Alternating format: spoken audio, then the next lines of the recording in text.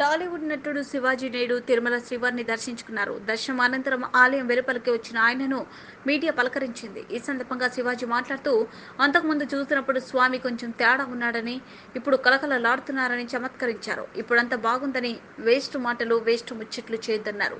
అమరావతి, పోలవరం స్వామివారి లక్ష్యాలని స్వామి దగ్గర మాట ఇచ్చిన వారికి ఎలాంటి పాఠాలు నేర్పారో అందరూ చూశారని శివాజీ పేర్కొన్నారు. చంద్రబాబు నాయుడు, పవన్ కళ్యాణ్, బీజేపీ ఆధ్వర్యంలో ఆంధ్రప్రదేశ్ బాగుంటుందని, అద్భుతమైన ప్రగతి సాధిస్తుందని, అందులో అనుమానమే అక్కర్లేదని అన్నారు.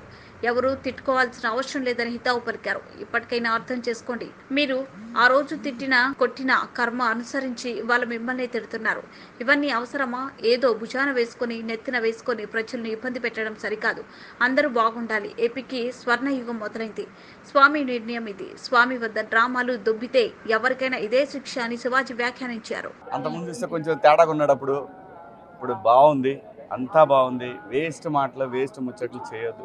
ఆంధ్రప్రదేశ్, అమరావతి, పోలవరం ఈ రెండు స్వామి లక్ష్యాలు. స్వామి దగ్గర మాట ఇచ్చిన వాళ్ళకి ఎటువంటి పాఠాలు నేర్పించాడో మీరు అందరు చూశారు.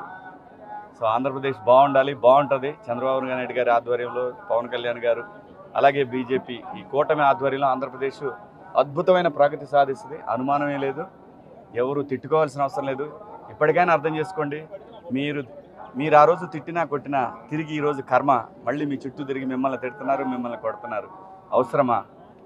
ప్రజలంగా ఉండాలి కానీ ఏదో భుజానేసుకొని నెత్తినేసుకొని ప్రజల్ని ఇబ్బంది పెట్టడం కరెక్ట్ కాదు. అందరూ బాగుండాలి, అంతా బాగుంటుంది. ఆంధ్రప్రదేశ్కి స్వర్ణయుగం మొదలైంది.